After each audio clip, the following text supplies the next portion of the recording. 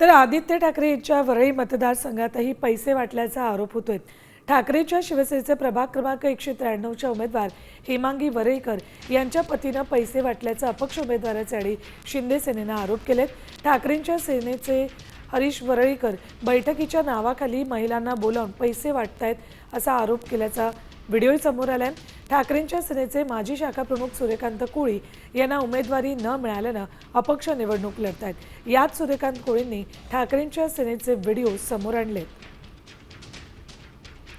Updates घेऊयात आमचे प्रतिनिधी गिरीश कांबळे यांच्याकडून। गिरीश, हेमांगी वरळीकर यांच्या पतीने पैसे वाटल्याचा आरोप करण्यात आलाय आणि कोळींनी हा आरोप केल्याचं कळतंय।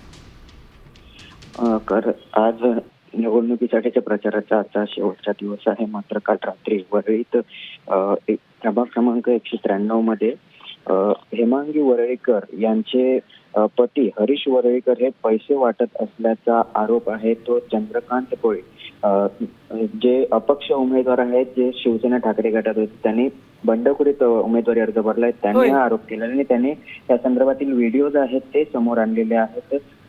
महिलांना एकत्रित करून बैठकीच्या नावाखाली हे पैसे वाटणार असल्याचा आरोप हा सूर्यकांत कोळी यांनी केलेला आहे आणि या संदर्भात मोठ्या प्रमाणात नागरिक त्या ठिकाणी जमलेले होते, महिला मोठ्या प्रमाणात जमलेले होते आणि त्यावेळी हे सर्व व्हिडिओज आहेत ते सूर्यकांत कोळी यांनी अगदी बरोबर आहे गिरीश, आता याची सत्यता तपासानंतर समोर येईल।